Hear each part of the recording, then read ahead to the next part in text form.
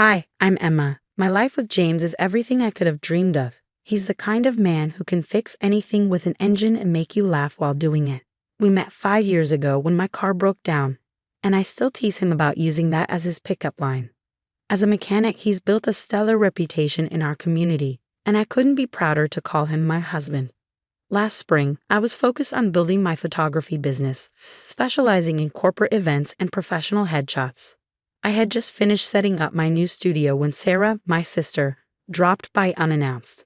She wore the kind of smile that always felt more like a challenge than a greeting. "Oh, sweetie," she cooed, her tone dripping with condescension. "Still playing with your little camera? I thought you'd have grown out of that hobby by now."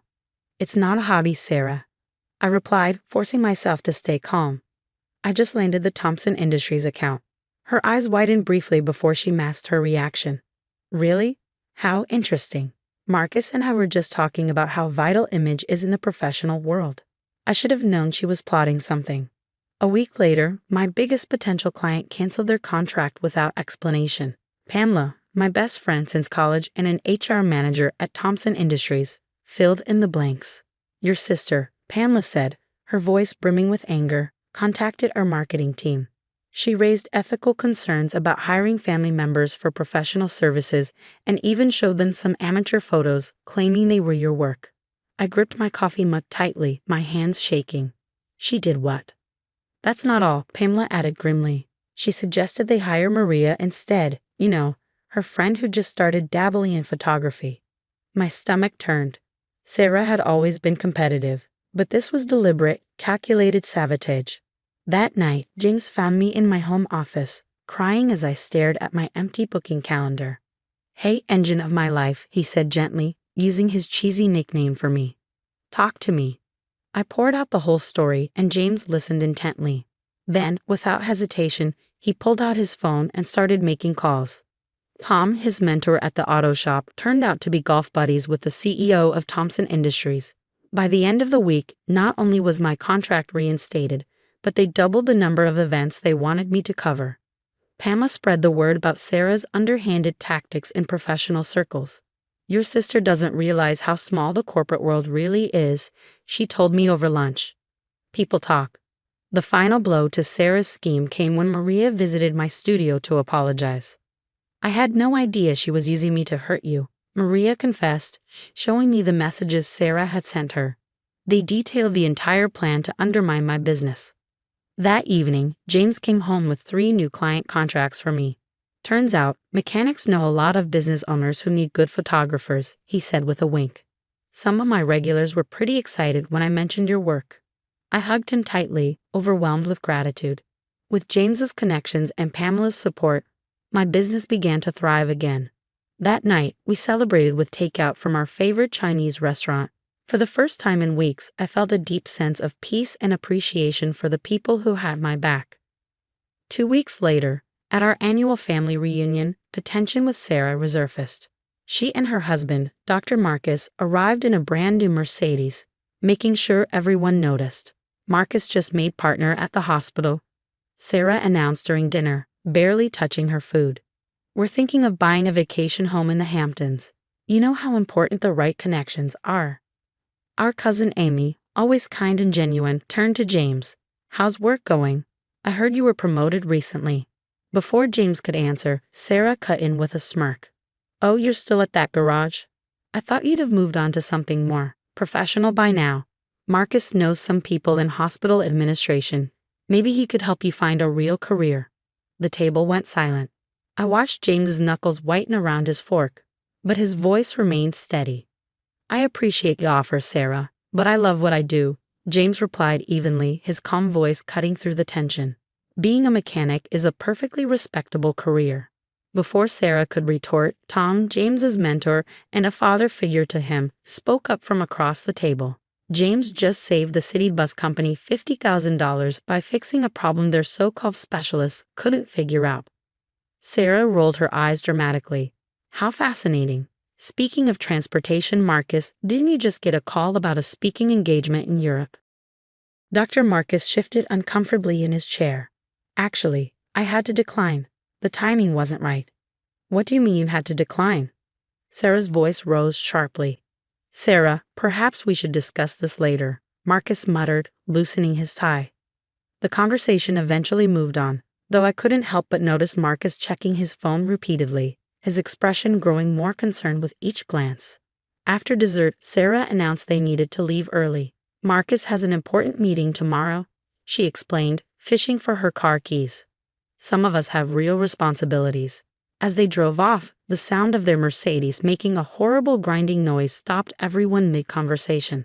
Moments later, it rolled to a halt halfway down the driveway.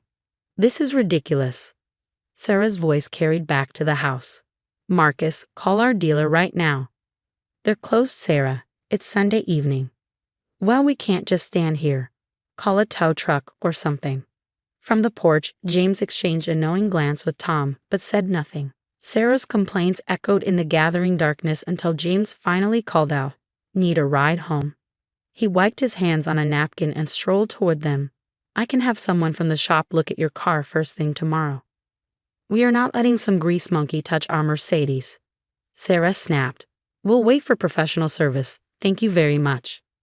Pamela, who'd been watching the scene unfold, leaned over and whispered to me, "Karma works fast these days." We left them waiting in the driveway, Sarah's voice growing shriller by the minute as she argued with Marcus about whose fault it was that they'd skipped the car's last scheduled maintenance. Monday morning, the unexpected call came from Marcus himself. "Listen, James, about the car. The dealership can't look at it until next week. I have critical patient appointments and Sarah's furious.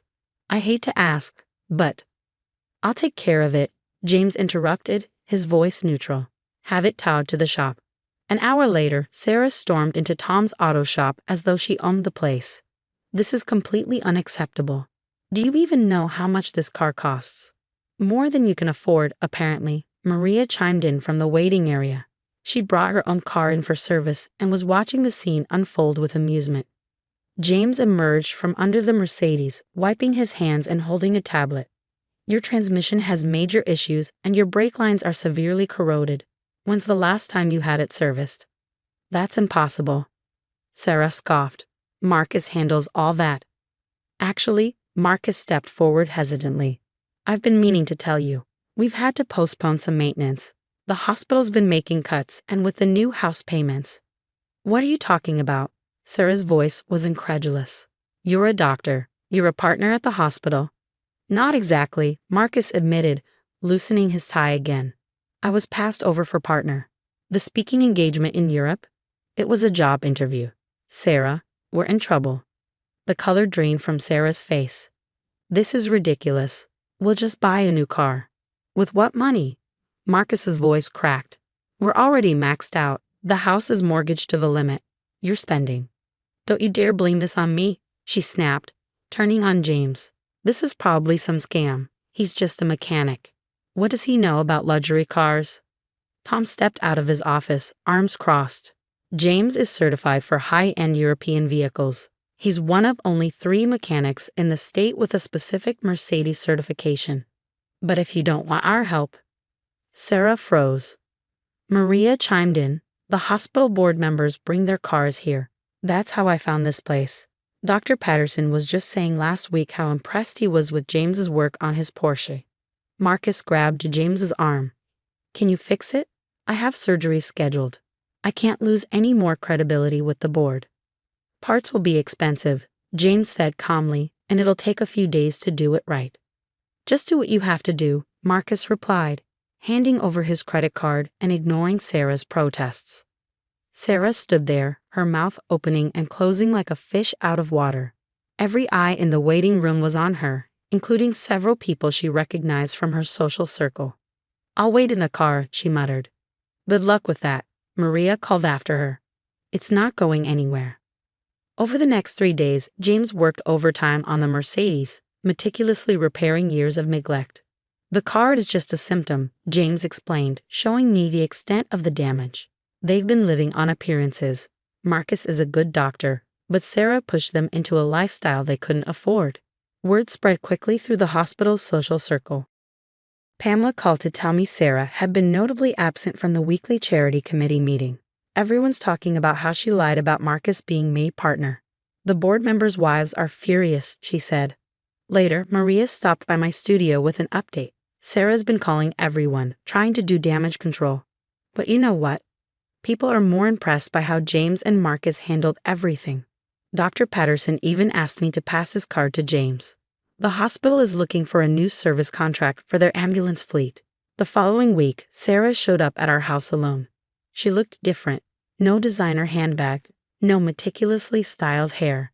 She sat stiffly on the couch, her posture as rigid as her expression. "I suppose you're happy now," she said, her voice bitter. "Everything's falling apart. Marcus insists we sell the house, says we need to live within our means. The hospital wives won't even return my calls." "That's not my fault, Sarah." "No, it's not," she admitted, twisting her wedding ring nervously. "Marcus showed me the repair bill. James charged less than the dealership would have. He did good work."